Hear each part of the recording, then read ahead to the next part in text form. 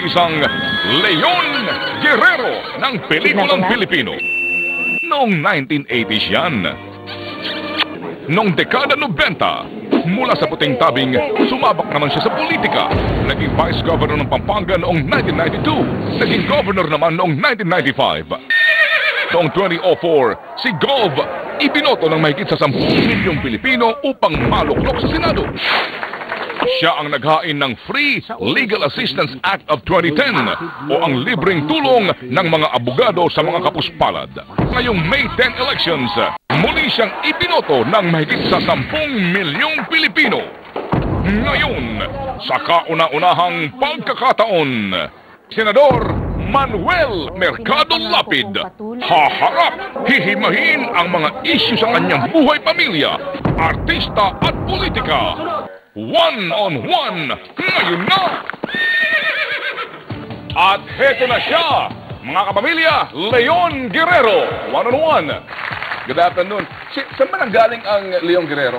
Yung po sa kay Senior Jess Lapid, nung matuto ako mag-direct, unang direksyon ko sa pelikula, yung Leon Guerrero, pinag-halo-halo ko yung tatlong pelikula niya, itong Lalaki, yung break niya, tapos yung Sigomar niya, tapos itong Leon Guerrero, kinuha ko yung title, at saka yung kanta. Oo. Pero sa ngayon, ano ang pakiramdam na si Leon Guerrero, pang 11 pa rin? Hindi naman po, parang wala naman po nagbago eh. Anong reaksyon mo dun sa mga nangungutya sa'yo na hindi ka marunong mag-Ingles, wala ka namang nagawa, hindi ka nakikipagdebate sa Senado?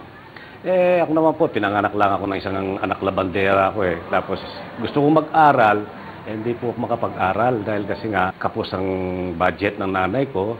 Kaya yung pag-i-stuntman ko, pag-i-extra ko sa pelikula, ginamit ko na lang yung katawan ko. Hindi ko man magamit yung utak ko, yung katawan na lang. Pinaghahampas ko na lang. Siguro naman po yung pangungutya nila, hindi ako marunong mag-English. Siguro ako makakapunta po ako mag-isa papuntang States at makakauwi rin ako dito sa Pilipinas. Makakabalik. Ibig sabihin, hindi lang po matalastas ang dila ko sa pag-i-English, pero naintindihan ko naman po yung English kasi hindi naman po ako abnormal. Pero hindi ka naman lumangoy sa dagat ng basura. Lumangoy din po. Kasi po, nung araw, sa Guagua, nakatira lang po kami doon sa basurahan. Kaya pag lumulubog doon sa Guagua, isa na rin ako nakikiligo doon sa mga bata ron. Pero in fairness, ilan ba ang na-file na bill ni Senator Lito Lapid ditong nakalipas na Kongreso? Mahigit na 444 po yung naisumiti kong batas sa Senado. At yung 28 po, mga co-author tayo doon, pasado na rin po yun.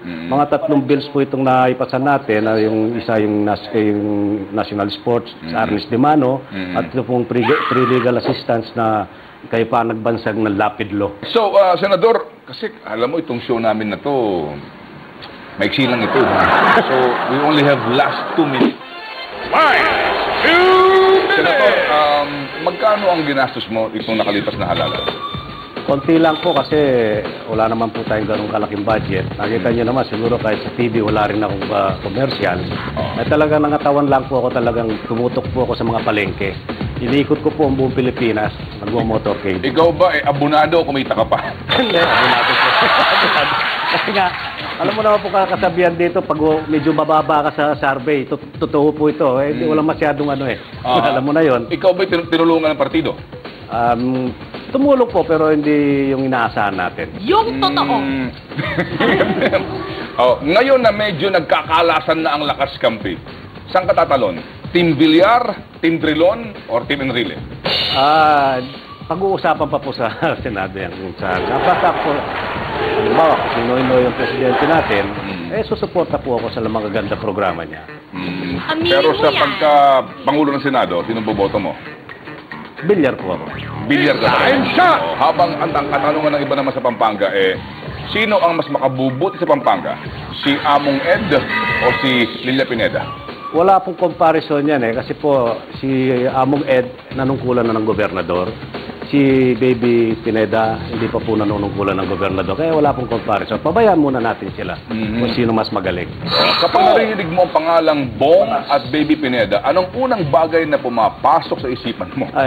Tulad din po ninyo, alam niyo naman po, nung araw, nung unang pagkupo ko po bilang senador, naimbestigahan na po sa wedding yan.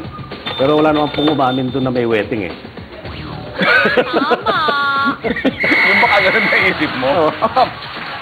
Ay, yung mga action star, lagi binabasa ganyan na chick boy eh. Matanong lang kita, hanggang ngayon ba chick boy ka, Senator?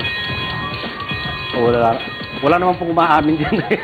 sabi nga, yung 10 utos, pang nagbing 1 utos, walang aamin. Wala na, ang oras ang bilis, oh! Senator, nabanggit mo kanina na nagsulong ka ng batas na ginagawang national sports ang arnis. Opo. Pwede ba kaming pakitaan mo kung gaano ka talaga kagaling mag-arnis? Pero wag sa akin, sir, ha? Hindi po. So, pwede kaya? Pang pelikula lang po ako eh. Pwede kaya? Opo. Andali, ha? Andali. Sige nga, sir. Andali. Bago mga kaibigan, hatawin kami ni Leong Guerrero. Magbabalik po ang pailon ngayon para sa exhibition ng arnis ni Senator Lito Lapid. Labak kayo mga kamay. Pailon!